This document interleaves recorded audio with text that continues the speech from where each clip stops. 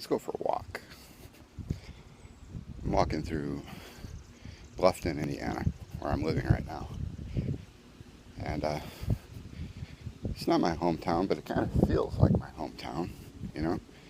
Small town, just like the town you're probably living in, or maybe not, maybe you live in a big city, but a lot of cities have a lot of things in common with small towns and vice versa, you know?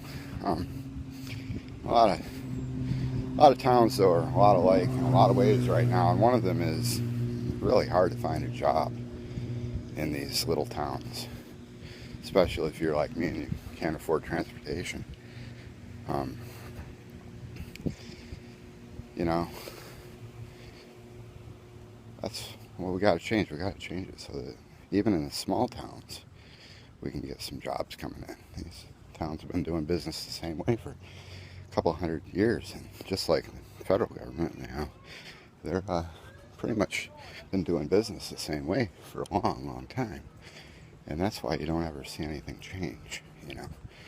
That's why they're stuck in their old ways, and not keeping up with the modern ways of doing things is slowing down progress. I mean, that's pretty much the very definition of, you know, standstill is no progress, no change in your local government.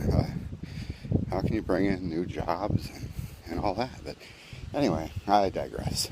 I have a tendency to ramble sometimes.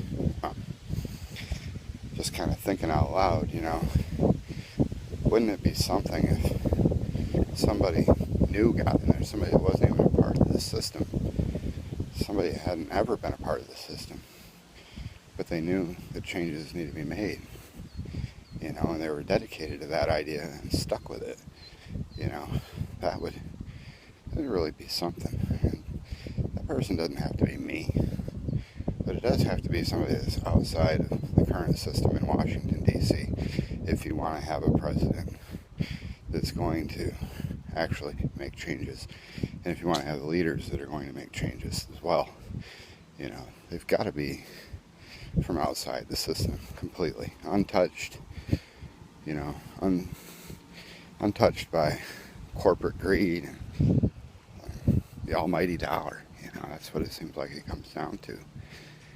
A lot of times, for most of them, even in the end, some of the best of them have always caved in the end for the sake of money. And I understand it takes money to run a campaign.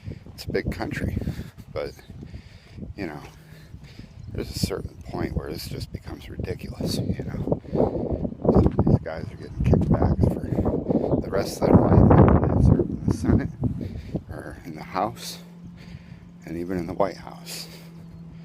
It just isn't right, and it's got to change. And I understand, you know, there's been legislation that's been worked on and has worked out these problems, but there's still a lot to be reformed in campaign finance and all the rest, you know. So anyway, we can always make things a lot better, that's for sure. Really, nothing's gotten done in the last 8 years. Nothing's gotten done in the last 30 or 40 years, but this last 8's been horrible. Well, anyway, I'll talk to you later. And next time, maybe I'll have my hair combed. I'm just an average dude, and I just had these ideas while I was out walking around today and thought I'd share them with you. It's been a long, hard day for me, and I'm sure it's been a long, hard day for most of you out there, too. So, have a good day, and we'll see you on the flip side. Bye.